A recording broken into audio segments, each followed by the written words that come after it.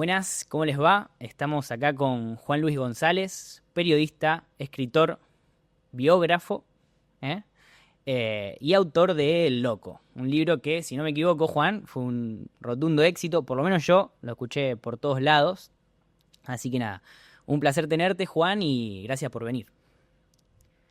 ¿Cómo te va, Ignacio? Bueno, muchas gracias a vos. Y el libro, sí, tuvo mucho que ver con, más allá del libro, pues cada uno lo leerá y bueno, cada uno le gustará o no, pero tuvo mucho que ver con que 14 millones de personas votaron a Milei. Ahí está la gran clave del libro, ¿no? La llegada a la presidencia de Milei, que bueno, muchos no lo imaginábamos, así que por ahí viene. Sí, a muchos nos pasó por encima de la cabeza, se puede decir. La verdad que fue un golpazo para muchos. Pero bueno, de Milei, como yo te decía, se sabe un montón de cosas, cada vez se sabe más y se va a saber más, sobre todo cuando termine el gobierno. Pero una figura que está dando vueltas por ahí, que de hecho es una de las grandes razones por la que Milei es como es, vos me dirás si estoy equivocado, es Norberto Horacio, el padre de Milei, del que no se sabe mucho. Entonces, si te parece, empezame contando quién es Norberto, porque a mí me dijeron que era colectivero. Después me enteré que tenía un juicio por 3.000 hectáreas. Yo no vi ningún colectivero con 3.000 hectáreas en mi vida. Eh, Así que, ¿quién es Norberto Horacio? Para los que no sabemos.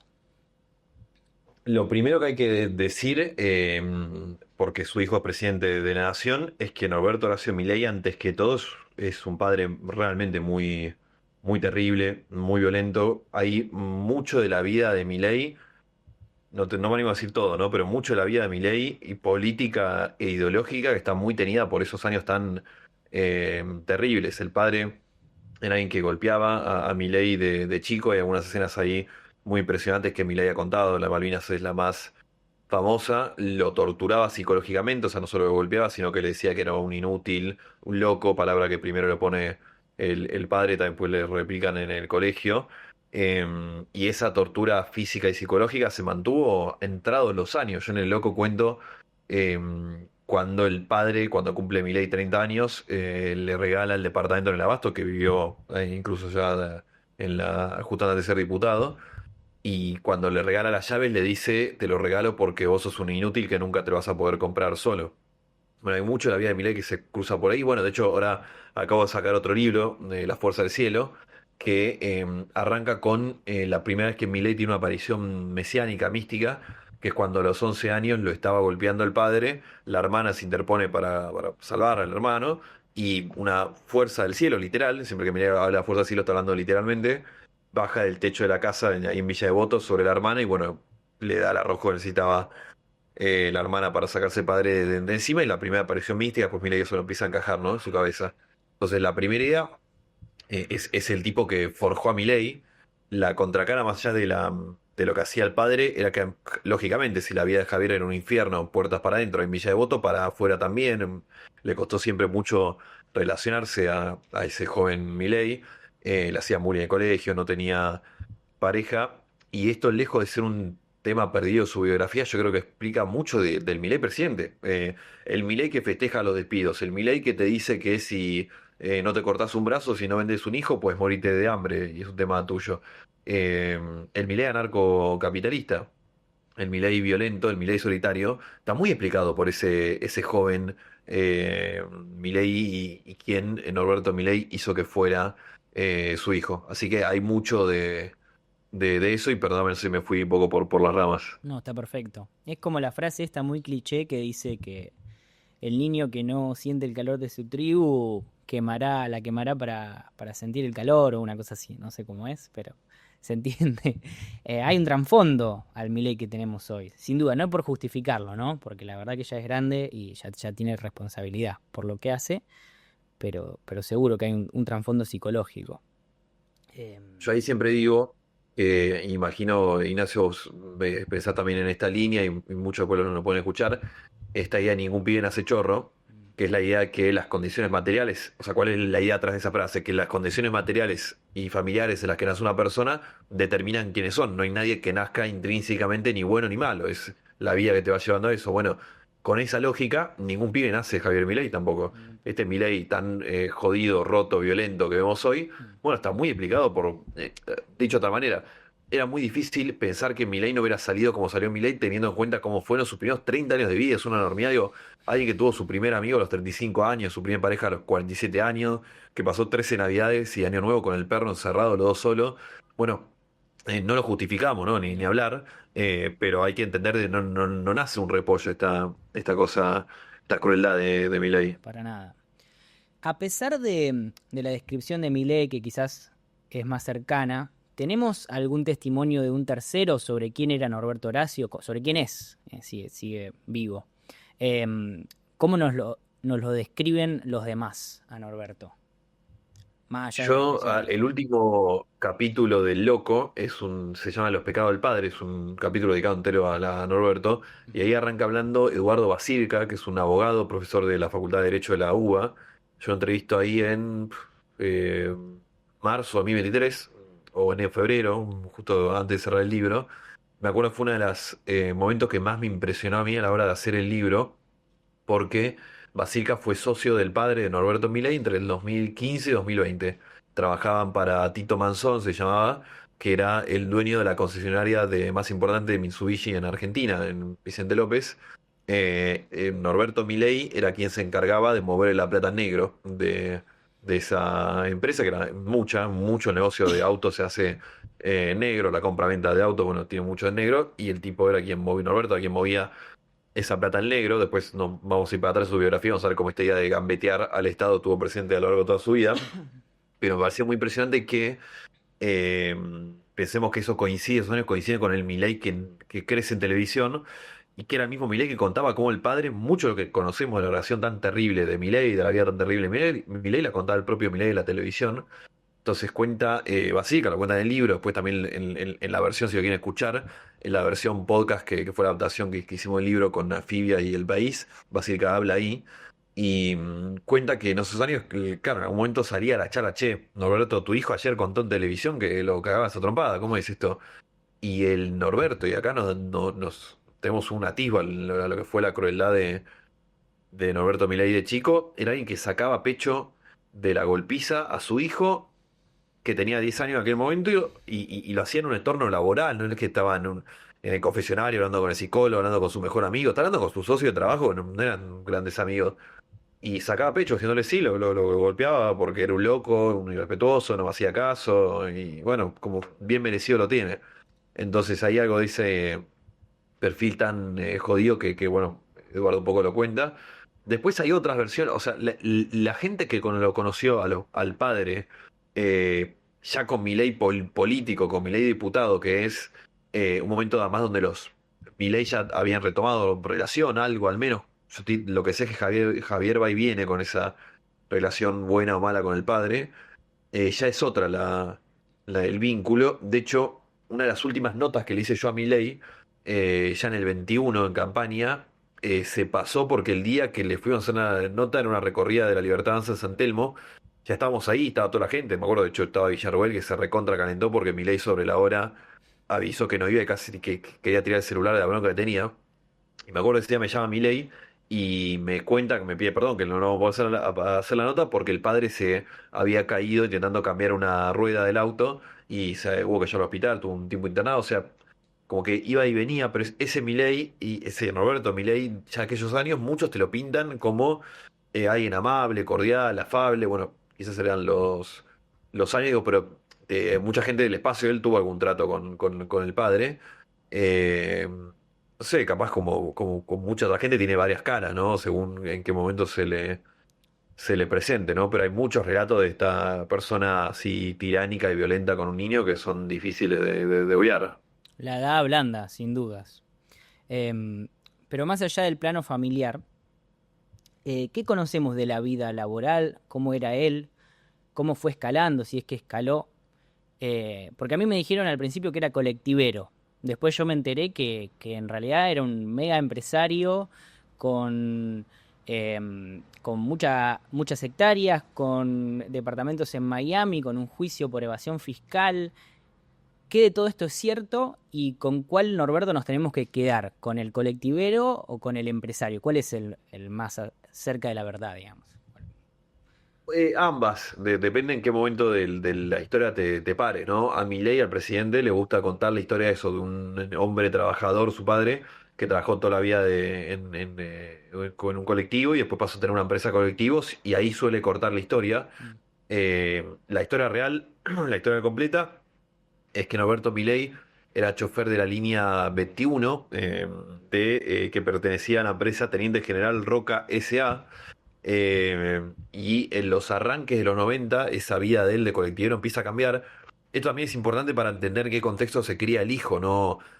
Y también que hable un poco de la época que estamos viviendo. Digo, ¿no? El éxito de la Libertad Avanza no es el éxito del PRO o de los Blanco Villegas. No. Milei hace toda su infancia primaria y secundaria con un padre y una madre y un contexto muy de clase media trabajadora. No era el hijo de un gran rico. Eso empieza a cambiar en los 90, pero es un Milei que ya está entrando a la facultad. Entonces hay mucho de, cuando dicen el arquero de Chacarita, bueno, hay algo de eso que es cierto.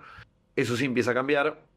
Y acá se empieza a poner curiosa la historia, porque primero Norberto Milei compra la empresa a la cual trabajaba, que es algo llamativo. Yo no tengo registro de muchos colectiveros que pasen de manejar un colectivo a comprar la empresa. No. Esa empresa en aquel momento era la línea 21 y la 108, la línea 21, bien, ¿no? La línea 21 y la 108.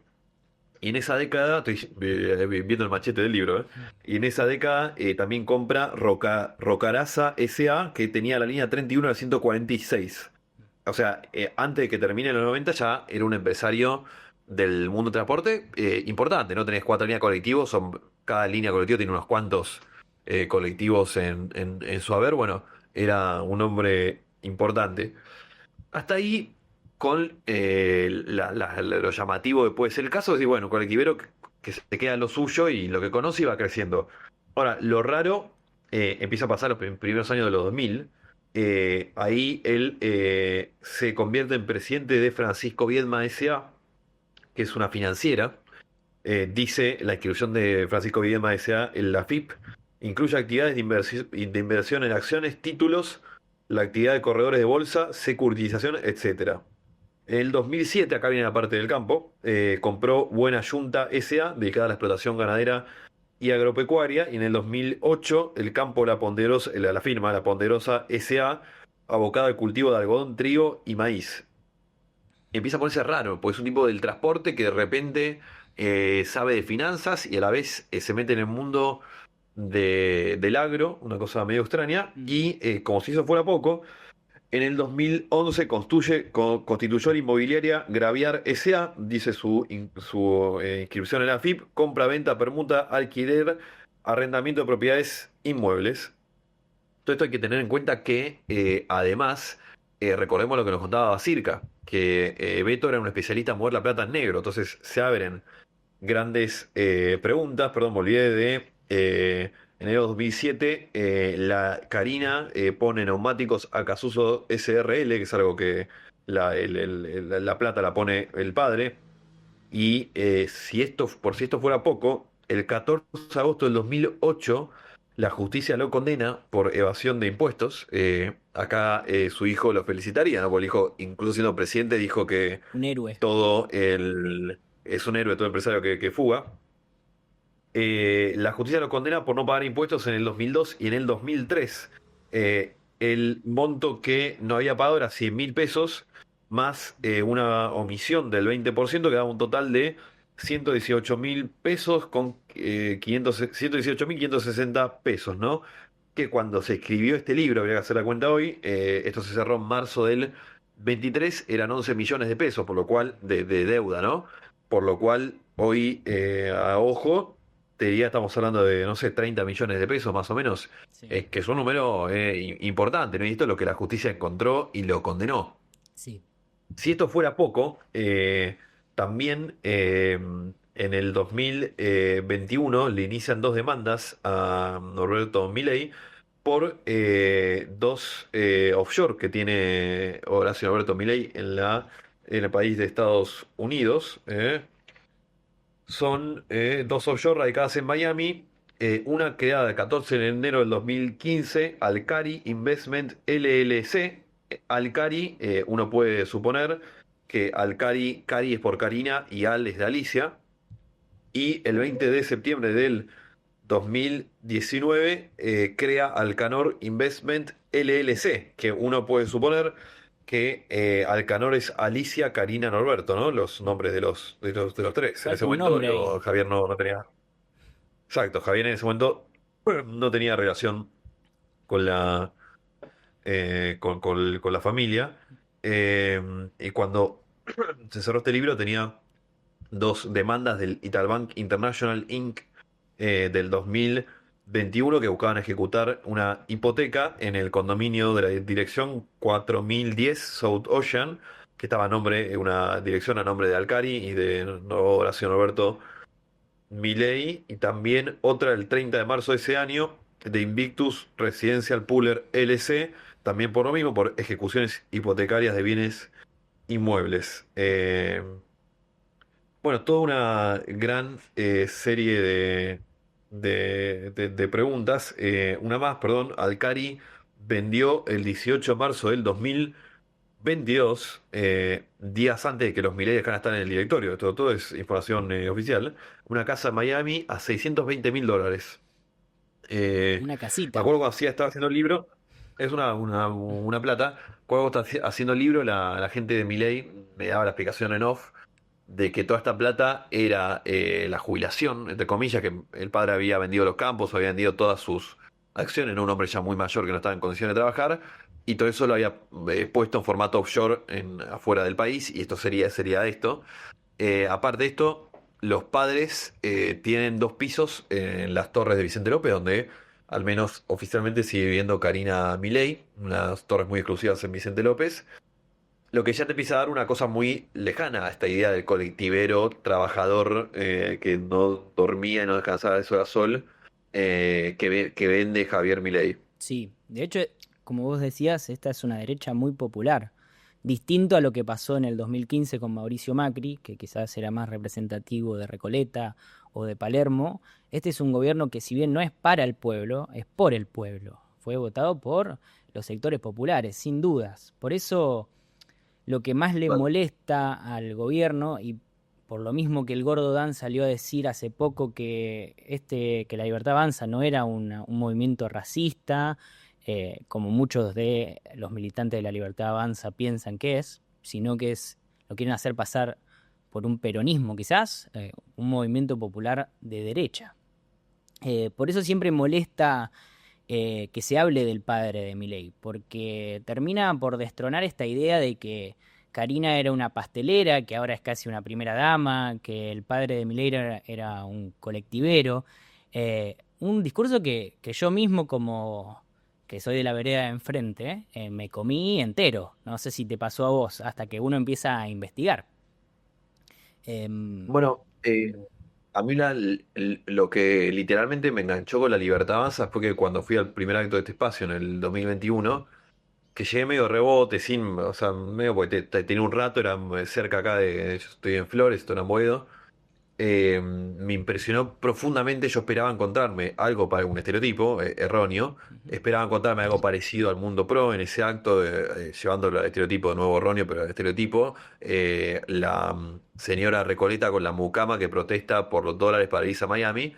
Y de repente fui y todos los muchachos se bajaban del colectivo, se bajaban del subte, todos trabajadores, pibes, jóvenes, hombres. O sea, hay una cosa de estereotipo ahí que era real, pero toda gente que venía en colectivo y que el problema que tenía era que con la inflación se le estaba comiendo el sueldo y no podían pagar el alquiler. Eh, Esta lógica popular tiene mucho de cierto. La contracara de esto es como el peronismo dejó de interpelar a esa parte del electorado, pero no solo es cierto, sino que buscado. Porque está lo que sí de Gordodán, Agustín Laje, uno de los grandes ideólogos de Milei, hace años viene diciendo Milei y la nueva derecha son los verdaderos representantes de los trabajadores hoy en día. Y bueno, la pregunta está ahí, ¿qué pasó con otros espacios que lo dejaron De de representar. representar? Pero realmente uno ve la composición de la Libertad Avanza. Después esto se cambió, cuando ya el gobierno empezó a cambiar, pues llegó Sturzenegger, Caputo, Patricia Burri, bueno, el establishment típico del Círculo Rojo. Pero yo te digo, los de la Libertad Avanza, que gran parte que hoy están en el gobierno, no son Blanco Villegas. Los dos Milei, Petovelo, lo que es la banca de diputados, ¿no? Bornoroni, Santurio, digo, era toda gente medio del montón, mucho lumpenaje, hay mucho de eso en este fenómeno. Bueno, Javier Milei es una gran representación de ese lumpenaje, Sí. eh, pero bueno, ahí está esta dificultad. Yo por eso siempre discuto un poco con esa idea que se repite mucho de, bueno, Milei igual Macri. Ojo, digo, pues te estás perdiendo toda la novedad del espacio si te quedas solo en eso. Hay puntos en común, claro que los hay, pero no son todos. El que dice eso definitivamente no la ve, ¿no? Em, si bien Norberto fue colectivero en algún momento, escaló socialmente, sin dudas. ¿Tiene que ver algo de esto con su personalidad? ¿Él era con la gente de su trabajo igual que era con su hijo o era una persona completamente distinta? ¿Qué se sabe de su vida pública o su vida laboral? Era muy parecido, era un tipo muy violento que llevó la violencia a la casa. Acá, de hecho, esto es una cita de Basilka. En sus años finales era un tipo muy violento, era quien negociaba la plata en negro. Basilka cuenta algunas reuniones donde le debían plata y él era muy prepotente. Del pasado de Norberto como colectivero, era un tipo que cuando tenía que poner orden colectivo a los empujones lo hacía, y bueno, todo lo que sufrió Javier de pibe parece no ser casual en ese sentido, ¿no? En general, acá es ya una idea personal, ¿no? Pero en general las personas suelen ser las mismas de un lado de la puerta que el otro. Los matices están, obviamente, pero hay una continuidad. Entonces, hasta donde sé, era el mismo.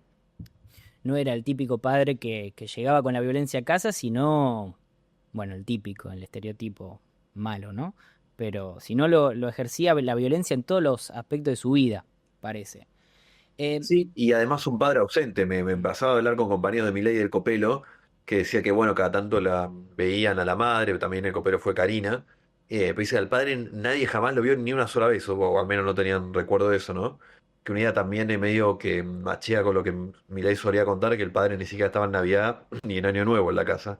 Yo también la figura aparte, o sea, cuando estaba era violento y si no, no no estaba. estaba. Nunca un abrazo, una felicitación.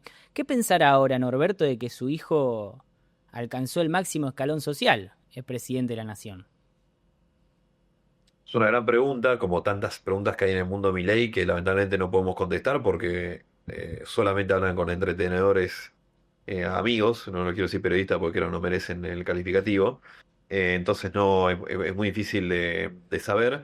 Yo hasta donde sé de gente de gobierno es que esta idea de que se lleva bien con los padres va y viene, ¿no? Porque por los actos oficiales, cuando van ellos, los lleva Karina Milei. Eso que mis amigos no los invita, Javier, lo lleva Karina, que siempre estuvo atrás de esa empujando esa reunión familiar, y están usufructuando las mieles del poder. Esta contradicción que el hijo también tiene, donde por un lado es un anarcocapitalista, quiere destruir al Estado, por el otro, con la plata del Estado viaja por todo el mundo, no se saca la banda presidencial, aprovecha el Estado para dar premios a sus amigos o para recibir premios, y lo que nos enteramos en estos días, gracias a Criminal Mambo, que viene haciendo grandes descubrimientos en este sentido, es que Norberto, Milei y Alicia pasaron 8 días en la residencia presidencial de Chapadmalal, con la nuestra, ¿no? Se podría decir. Así que al menos lo están disfrutando.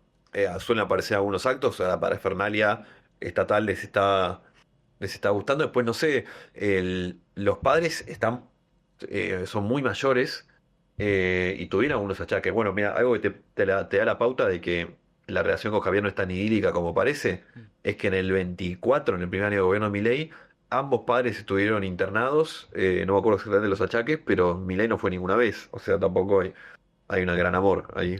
Va y viene porque vos me dijiste que hace poco se había quebrado y él sí fue, ¿verdad? Típica lógica de Milei, que el máximo amigo mañana es el máximo enemigo y después Amigo. puede volver a cambiar. Caso muy famoso es el de Per, que lo acusaba de querer sobornarlo en el 2021 con plata de la reta, y hoy es el mejor amigo, ¿no? Y, Sí. y Milei lo atacaba a Per en el 21, 22, y incluso en el 23 en la campaña. Sí. Así que Típica, sí, la racionalidad, digamos, no suele primar en la libertad avanza, entonces y acá también se nota. típica lógica de una persona confundida, muy, quizás muy traumada, ¿no?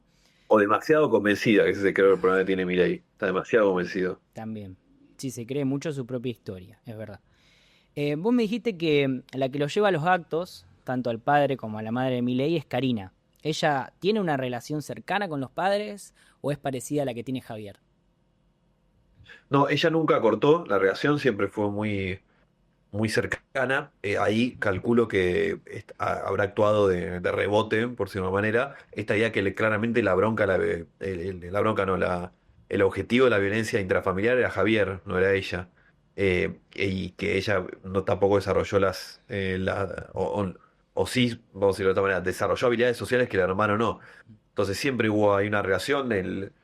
Milei solía contar que del 2008 al 2019 o 2009-2019 no hablaba con los padres y Karina en esos 10 años estaba intentando recomponer, siempre estuvo intentando recomponer la relación, lo que varias veces la llevaba a pelearse con el hermano.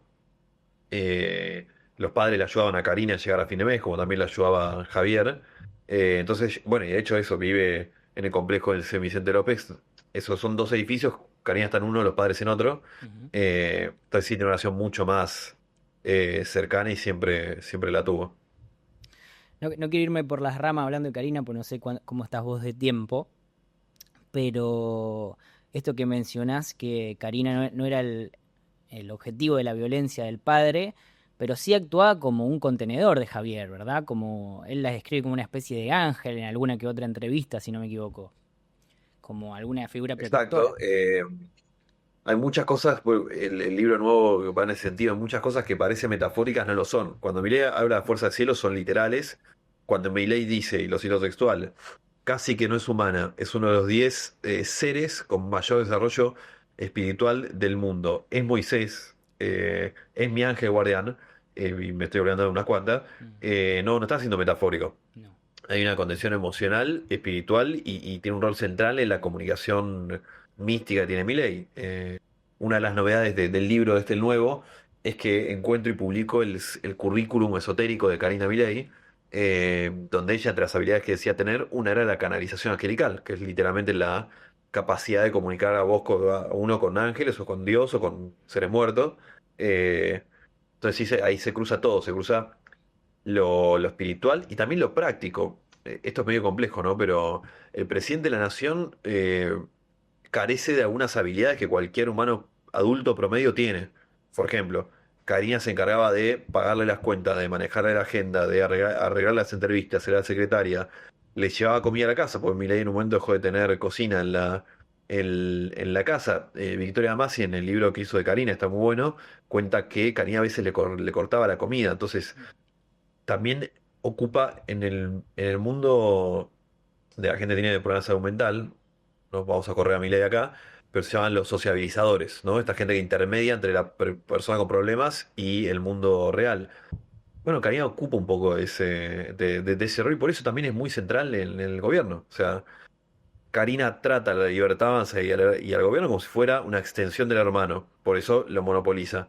El hermano delega en Karina al gobierno de la libertad avanza porque ella tiene el monopolio del control de su vida en muchos aspectos, Muchos incluso en el aspectos. emocional incluso en las relaciones de Milei, ¿no? Donde siempre está metida Karina en el medio. Pero sí, sí, hay algo ahí. No puedo dejar de pensar en esto que vos me dijiste de Malvinas, de que el padre de Milei una vez lo golpeó por un comentario desafortunado del niño Milei sobre Malvinas. Posición que seguramente ahora sostiene como adulto, ¿no? Pero que en ese momento era un niño y no se merecía una paliza por equivocarse, como hacemos todos, cuando tenemos esa edad.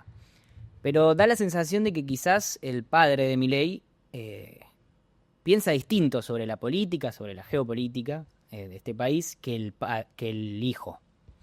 ¿Estoy en lo cierto esto? ¿Se sabe algo de qué piensa Norberto sobre política o es un misterio todavía?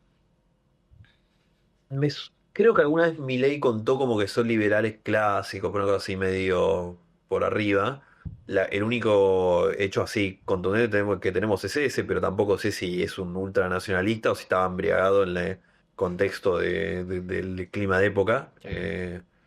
Así que la verdad que no lo sé.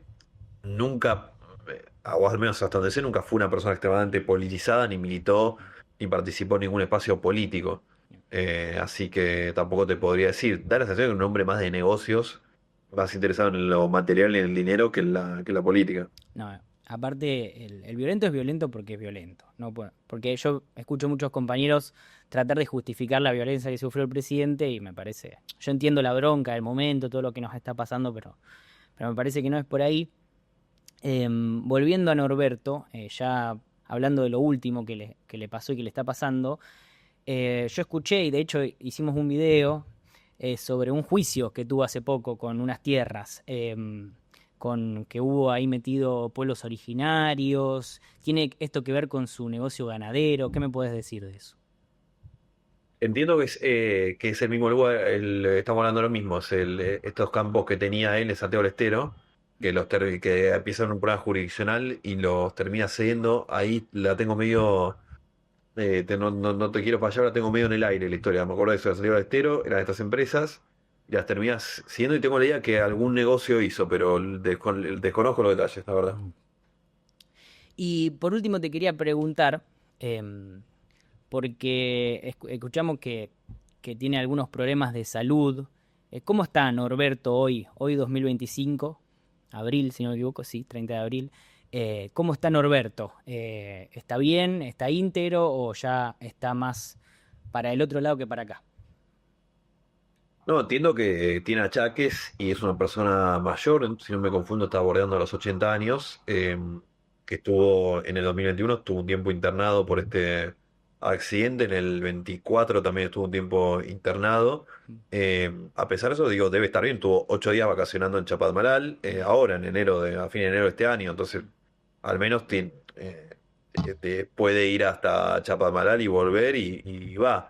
Pero no, creo que está de acuerdo a lo lógico de su época, capaz que un poquitito peor, pero ahí anda. Con la nuestra encima. Bueno, Juan, agradecerte otra vez que hayas venido a este encuentro virtual. Muchas gracias. No te robo más tiempo y te quiero hacer una última pregunta. ¿Existe un Javier Milei sin un Norberto Horacio Milei? Yo creo que no. A ver, Mark Bloch, en Introducción a la Historia, un libro espectacular, decía: somos más hijos de nuestros tiempos que de nuestros padres. Y creo que tiene razón, en la mirada histórica al menos, pero en algunos casos estamos las personas están muy marcadas, ¿no? El caso de Milei, en general Milei tiene la ventaja que él es muy transparente, que incluso su brutalidad. Entonces acá parece muy lineal quién Norberto, a quién crió y forjó Norberto Milei con el que es ahora. De hecho, a mí me pasa hablando con compañeros de Milei, la primaria y secundario. El Milei que te describían es el mismo, el loco, como le decían y le dicen. Es bastante parecido a la hora. Obviamente, la gente cambia con los años, incorpora ideas, deja otras, cambian los entornos. Pero algo del corazón ese de Milei está ahí. De hecho, esta cosa de Milei todo el tiempo haciendo bullying parecería un correlato del bullying que recibió toda la vida. Así que sí, yo creo que están muy relacionados. Psicólogo lo puede decir mejor, ¿no? Pero creo que están muy relacionados. Hay una venganza personal en su presidencia, entonces. En mucho de la libertad avanza que es una vendetta personal. Algunos material, caso de Karina Milei, el dinero, el protagonismo, el poder que nunca jamás tuvo, ya tuvo una vida muy gris. En el caso de Javier, personal, ¿no? Sí, claro. Yo espero que por lo menos alcance, ¿no? Ya que estamos sufriendo todos, que encuentren la paz, por lo menos. Sí, Bueno, Juan, sí, sí, para. agradecerte de nuevo y decirle a todos que vayan a comprar El Loco y el libro este nuevo. No sé si querés comentarme algo del libro nuevo de La Fuerza del Cielo antes de irte. La Puerta de Cielos acaba de salir, es una investigación dedicada enteramente a mostrar qué es Milei, ya no quién es, que eso está en el loco, y que ese es un profeta, es un mesías, es una investigación a lo largo de toda la vida de Milei, desde que a los 11 años tiene su primera aparición mística, cómo lo místico, y este es el corazón del libro, cómo lo místico no solo no es un tema de la vida privada y espiritual de Milei, como él dice que es, sino es algo que explica el gobierno, explica el armado del gobierno, explica decisiones que se toman, explica la narrativa, explica parte de su victoria electoral. Esta idea de un Salvador conecta mucho en este momento a Argentina. Tiene entrevistas por primera vez al hechicero de Milei, Gustavo, tiene el currículum católico de Karina Milei, tiene las pruebas que documentan el rol de cada perro en este gabinete paralelo que tiene Milei, tiene testimonios que hablan por primera vez sobre este Javier Milei místico. Así que bueno, ya están en librerías. Lo vamos a estar leyendo y les dejo el link de compra en la descripción, seguro. Muchas gracias, Juan. Muchas gracias. Muchas gracias, Ignacio. Abrazo grande. Abrazo grande.